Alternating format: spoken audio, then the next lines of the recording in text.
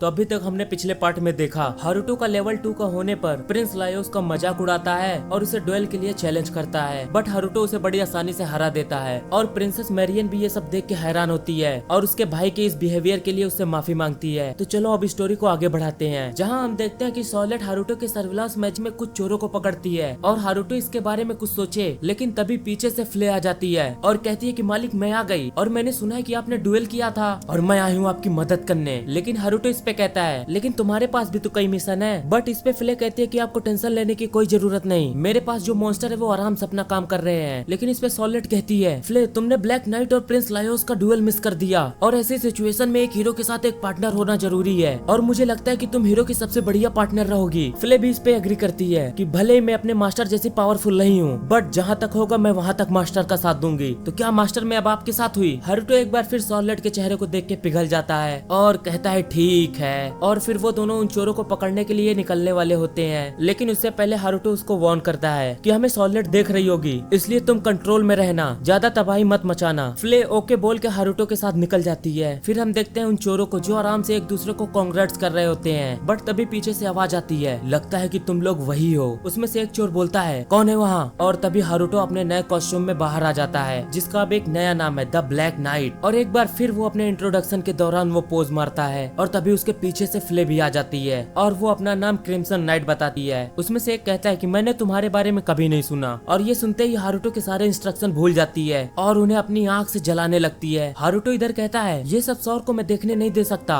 और फिर वो बैरियर मैजिक से वहाँ की आग बुझा देता है। लेकिन इधर फ्ले रुकने का नाम नहीं लेती, वो अटैक पे अटैक किए जा रही होती है, बट हारुतो के बैरियर मैजिक के सामने उसकी एक नहीं चलती। फिर वो अपने मेगा फ्लेम को कास्ट करती है और इससे पहले कास्ट हो हारुतो से रोक देता है और उसे कहता है क्यों ना तुम घर जाओ, मैं यहाँ पे सब संभाल लूंगा। और उसके बाद वो दोनों घर आ जाते हैं और ये सब देख के सॉलिड काफी ज्यादा खुश होती है। लेकिन हारुतो के एक बार फिर इससे बैंड बज जाती है। फ्ले सॉलिड से कहती है मैं जब उन्हें जला रही थी तो मेरे बीच में कुछ आ रहा था, लेकिन अगली बार ऐसा कुछ नहीं होगा और मैं अपने मास्टर का फुल सपोर्ट करूंगी। इधर हारुतो अपने मन में कहता है कि वो दोबारा कभी नहीं आएगा, और हारुतो को ये जान के खुशी होती है कि सॉलिड को ये सब देख के अच्छा लगा। और इधर सॉलिड फ्ले को एक फाइनल पोज बता रही होती है कि अपनी फाइट खत्म करने के बाद तुम ऐसा पोज किया करो, और ये चीज काफी देर तक चलती है। इधर हम देखते हैं कि हारुतो से हारने के बाद लायोस काफी ज्यादा गुस्सा होता है और अपने आप से कहता है कि मैं इस किंगडम का होने वाला राजा हूँ और मैं वो 2 लेवल वाले से हार गया और ये कैसे हो सकता है। और तभी उसका दरवाजा नॉक होता है और वहाँ पे उसके कुछ सर्वेंट आ जाते हैं जो उसे खाने पे ले जाने के लिए आए थे। तभी वो सर्वेंट लायोस से कहता है कि कल की पार्टी में लेडी सॉलिड को अपने साथ इनवाइट करो, लेकिन लायोस उसे मना करता है कि मैं वो छोटी बच्ची को अपने साथ ले जाऊं, ये मुझे शोभा नहीं देता। वो सर्वेंट उसे बताता है प्रिंस लायोस ये आपके भले के लिए है और जैसा मैं कहता हूँ आप वैसा ही करो। और तभी हम देखते हैं सॉर्लेट क्लोन हारुतो के साथ रियल हारुतो के रूम में एंटर करती है जो रियल हारुतो के लिए खाना लाई थी, और ये चीज देख के हारुतो कहता है क्या, तो ये है रियल रॉयल्टी का खाना। क्लोन हारुतो रियल हारुतो से कहता है तुम्हें पता था ना कि वो प्रिंस के साथ खाना एक टॉर्चर से भरा है। हारुतो जवाब देता है कि हाँ, तो फिर तुमने मुझे क्यों भेजा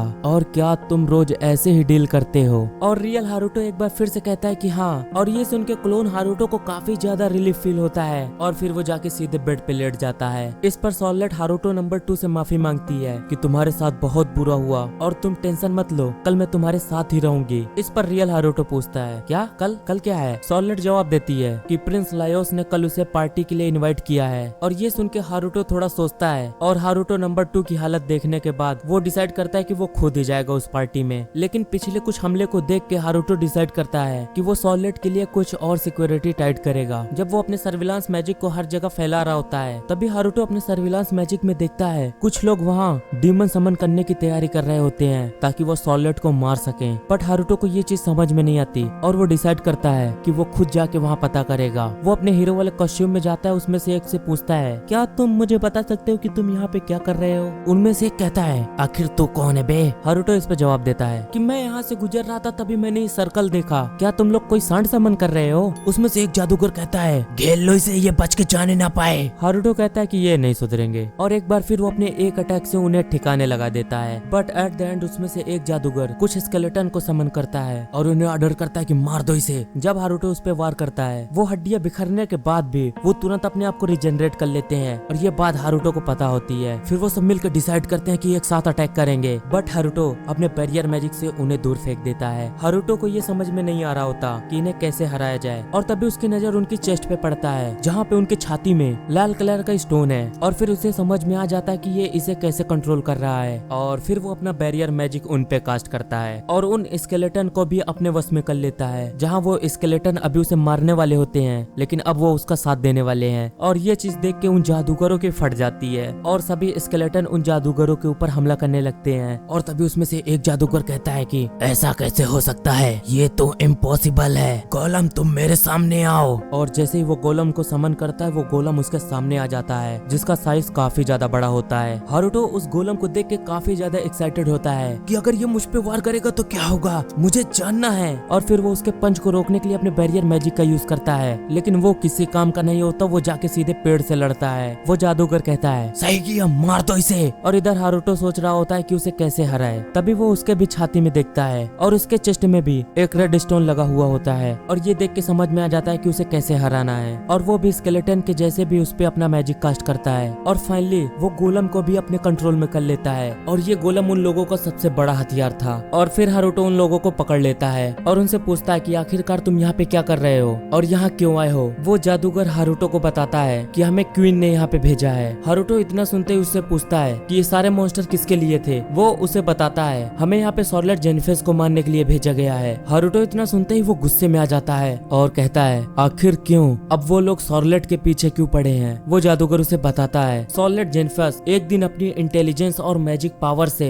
महल की क्वीन को भी पीछे छोड़ देगी और वो मार्ग्रेव फैमिली की सबसे पावरफुल लेडी बन जाएगी और ऐसा होने से पहले क्वीन इसे खत्म कर देना चाहती है। और ये सुनते ही हारुतो को समझ में आ जाता है कि अभी तक जो भी हमले हुए वो मेरी मॉम और डैड के ऊपर नहीं बल्कि स्कारलेट के ऊपर किया गया था। तो क्या ये उसने किया? हाँ, वो कर सकती है। बचपन में मेरे पावर की कमी की वजह से उसने मुझे अकेला छोड़ दिया तो वो जरूर ऐसा कर सकती है और वो पावरफुल बनने के लिए कुछ भी कर सकती है। और ये सब सुनते ही हारुतो को काफी ज्यादा गुस्सा आ जाता है और फिर अपने आप से डिसाइड करता है कि मैं जिन्हें प्यार करता हूँ उन पर मैं एक आंच नहीं आने दूंगा, चाहे तो वो मेरी सगी माँ ही क्यों ना हो। स्टोरी आगे बढ़ती है और हम देखते हैं हारुतो, सॉर, प्रिंस लायोस, प्रिंसेस मैरियन और फ्ले सब साथ में फार्म हाउस पे जा रहे होते हैं। लेकिन इधर लायोस हारुतो से डुएल हारने के बाद काफी ज्यादा डिप्रेस्ड होता है। तभी स्कारलेट उससे कहती है तुम्हें एंजॉय करना चाहिए, भले ही तुम उस मैच में हारुतो से हार गए हो लेकिन तुमने हारुतो से 1v1 फाइट की है और इस बात पे तुम्हें गर्व करना चाहिए और हारुतो से तुम कभी नहीं जीत सकते। ये सुनते ही वो काफी ज्यादा गुस्से में आ जाता है और कहता है तुझ जैसे 2 लेवल का मुझे कैसे हरा सकता है और वो ऐसी कौन सी पावर्स थी जिसने मेरी सभी पावर्स को एब्जॉर्ब कर लिया। हारुतो भी उसे समझा नहीं पाता और तभी लायोस उससे कहता है तो तुम जल्द ही एक डीमन में बदलने वाले हो। मैरियन उससे कहती है लायोस ये तुम क्या कह रहे हो। लायोस जवाब देता है तो क्या तुम्हारे पास इसके अलावा और कोई जवाब है। प्रिंसेस मैरियन उसे देखती है और कहती है कि ना तो तुम्हारे कोई हॉर्न है और तुम्हारी आंखें भी एकदम नॉर्मल है। तभी स्कारलेट कहती है और हाँ, इसकी स्किन भी काफी ज्यादा स्मूथ है क्योंकि हमने कई बार एक दूसरे की पीठ साफ की है। ये सुनते ही प्रिंसेस मैरियन उससे पूछती है कि क्या तुम साथ में नहाते हो। और इधर हारुतो को पता होता है कि ये सारे ऐसे क्यों रिएक्ट कर रहे हैं। लेकिन इधर स्कारलेट कहती है कि क्या ये इतनी बड़ी बात है, मुझे तो नहीं लगता। लेकिन प्रिंसेस मैरियन उसे समझाती है कि एक मैन और एक वुमेन तब साथ में बात कर सकते हैं जब उनके बीच में कुछ हो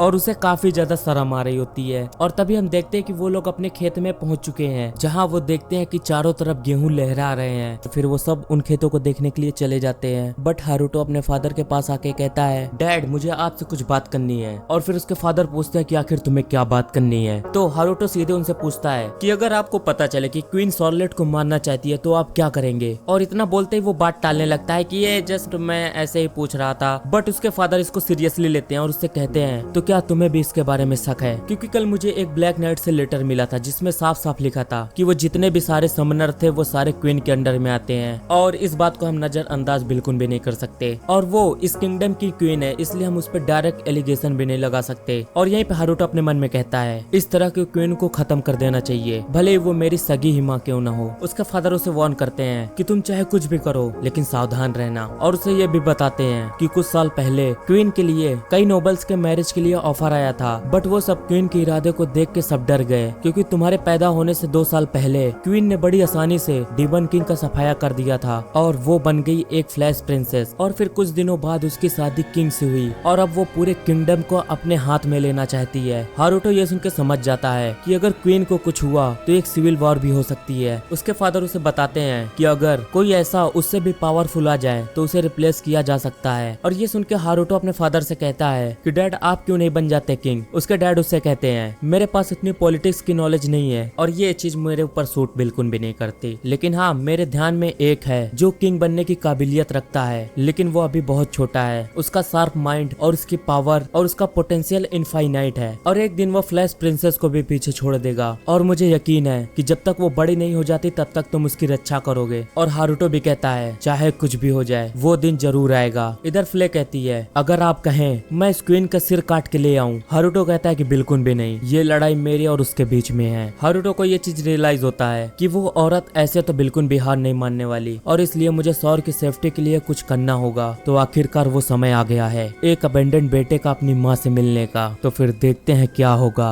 और अपना एपिसोड यहाँ पे एंड होता है। और अगर आप यहाँ तक देख रहे हो तो आपको ये एनिमे जरूर अच्छा लगा होगा। और अगर आप लोग अगला एपिसोड मिस नहीं करना चाहते तो इस चैनल को सब्सक्राइब कर लो और वीडियो पसंद आई हो तो लाइक कर दो। तो मिलते हैं नेक्स्ट एपिसोड में, तब तक के लिए あらあら、さようなら。